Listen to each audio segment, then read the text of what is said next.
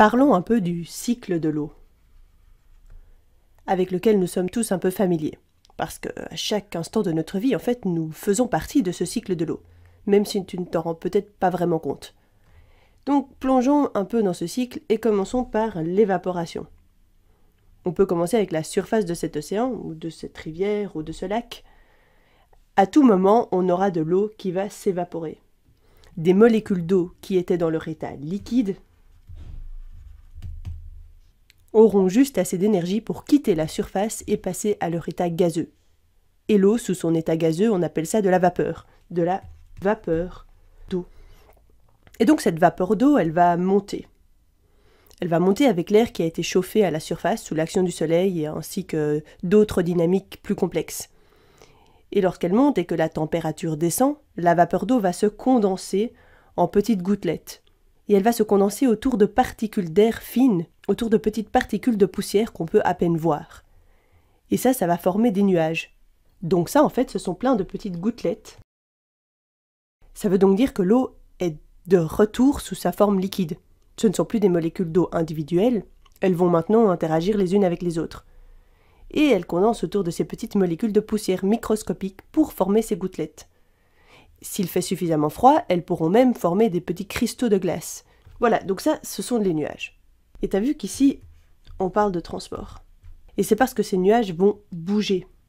Tu peux regarder dehors et tu verras peut-être des nuages en train de bouger avec le vent. Donc ils vont transporter ces petites gouttelettes grâce au vent. Et quand ces gouttelettes sont assez lourdes, elles vont précipiter. Elles peuvent précipiter là où elles avaient commencé leur voyage, dans l'océan juste ici, ou elles peuvent précipiter plus loin, par exemple dans cette montagne. Et si tu as les bonnes conditions et qu'il fait assez froid, cette précipitation pourrait être de la neige. Donc tu vois, ici en fait c'est ce qu'on a. On a de la neige. Et ça pourrait même rester de la neige ou de la glace ici pendant très longtemps. Mais ça peut aussi se réchauffer, et si ça se réchauffe, la glace et la neige vont fondre, et alors on aura un ruissellement des fontes des glaces. C'est ce qu'on voit ici.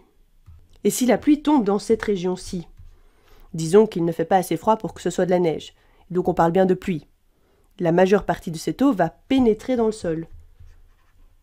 Donc la majorité de l'eau va dans le sol, et alors on voit aussi un lac ici, et on pourrait se dire, waouh, il y a plein d'eau ici, mais en fait, il se fait qu'il y a encore beaucoup plus d'eau sous la terre, et évidemment dans les océans. Et donc on a cette eau qui se forme sous cette nappe phréatique, donc dans les aquifères, et une partie de l'eau quand même arrive dans les lacs. Donc ces lacs, ils sont souvent là quand on a en fait une situation où les sols sont déjà saturés en eau, ou qu'il y a les bonnes sortes de roches qui peuvent contenir cette eau. Et de manière similaire, les rivières, elles sont formées par le ruissellement de la fonte des glaces. En général, quand on voit une crique ou une rivière près de ta maison, qui est bien remplie ou qui se remplit encore plus quand il pleut, c'est un bon indicateur pour dire que les eaux souterraines sont déjà saturées et du coup l'eau va s'écouler. Donc là, on a vu l'idée générale du cycle de l'eau. Tu as l'évaporation, puis la condensation dans les nuages, et puis la précipitation. Et ainsi continue le cycle encore et encore. Mais évidemment, on a encore d'autres acteurs qui jouent des rôles. Par exemple, les plantes. Les plantes vont prendre l'eau des couches supérieures du sol, aussi loin que les racines le permettent, et elles vont utiliser cette eau pour apporter les nutriments du sol jusque dans leurs feuilles, mais aussi pour utiliser l'eau dans la photosynthèse, comme nous l'avons étudié dans d'autres vidéos. Et beaucoup de cette eau va être ensuite transpirée. Une fois de plus, cette transpiration, c'est en fait de l'évaporation, depuis les feuilles des arbres. Et ici, tu peux voir le mot sublimation. Eh bien, ça en fait, c'est quand la glace, donc l'eau sous sa forme solide, la glace, va directement se transformer sous son état gazeux. Ça va se passer quand il fait très froid et qu'on a des situations où il fait très sec. Et dans ce cas-là, tu as en général une pression très basse. Et du coup, à la place de passer à son état liquide, les molécules d'eau partent directement sous forme gazeuse, comme vapeur d'eau. Comme je l'ai dit, nous faisons partie de tout ça. Et pourquoi faisons-nous partie de tout ce cycle? Eh bien, parce que nous buvons de l'eau douce, nos corps sont constitués majoritairement d'eau, les cellules de notre corps sont en fait composées de 70% d'eau. Tout ce que nous étudions en biologie, c'est que l'eau est un élément clé de l'environnement pour tous les processus qui ont lieu. Et nous utilisons cette eau et la faisons sortir de notre corps, et puis elle continue son chemin dans le cycle de l'eau. Maintenant, une chose que je trouve vraiment intéressante en tant qu'organisme qui dépend de l'eau douce, quand je dis eau douce, je l'oppose à l'eau salée, donc c'est l'eau non salée. Nous avons vraiment besoin de cette eau douce, qui se trouve dans ce lac, dans cette rivière. On pourrait aussi creuser un puits pour atteindre les nappes phréatiques et les aquifères. Et il se fait qu'en fait, une toute petite partie de l'eau qui se trouve sur la Terre est de l'eau douce. Laisse-moi te montrer ce diagramme, juste ici. J'ai toujours su qu'il y avait moins d'eau douce que d'eau salée.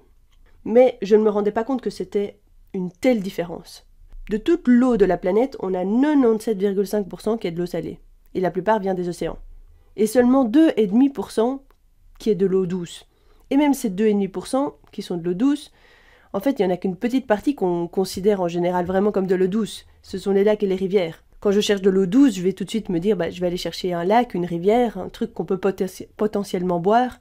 Je ne vais pas penser à tout le reste. Mais en fait, la majorité de cette eau se trouve dans les glaciers et les neiges éternelles. C'est donc de l'eau et de la glace qui ne fond pas. Et puis on a aussi les eaux souterraines qu'on peut obtenir si nous creusons des puits. Mais les eaux souterraines, ça comprend aussi l'humidité des sols, les eaux marécageuses et les permafrosts. Et donc en fait, une toute petite partie de l'eau se trouve dans les lacs et les rivières. Ce que je trouve en fait assez fascinant. C'était pas quelque chose qui m'apparaissait évident avant de voir ce diagramme. Une autre chose intéressante, c'est combien de temps, en moyenne, une molécule d'eau va rester dans une certaine partie d'un cycle. Donc on peut revenir à cette image, et tu peux te douter que les molécules qui se trouvent dans les océans peuvent y rester pendant vraiment très longtemps. Elles vont bouger en fonction des courants, des températures, mais elles pourraient rester sous cette forme liquide pendant vraiment une très longue période. Probablement par contre qu'elles passent beaucoup moins de temps sur leur forme nuageuse. Et des gens ont étudié ça. Je trouve ça plutôt impressionnant et je me demande comment ils ont fait pour obtenir de telles données. Ici, du coup, on a le temps de résidence moyen d'une molécule d'eau en fonction des différents endroits du cycle. Tu peux voir que les molécules d'eau peuvent rester dans les glaciers et les permafrosts pendant vraiment très longtemps. 1000 à 10 000 ans. Ce sont évidemment des nombres approximatifs. Et elle peut rester dans les eaux souterraines, dans les nappes phréatiques, 2 semaines à 10 000 ans de nouveau. Dans les océans et les mers, 4 000 ans.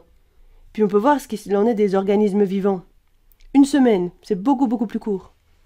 Et puis dans l'atmosphère, en moyenne, 1 semaine et demie. Donc il s'agit de l'eau qui va former les nuages, qui précipite.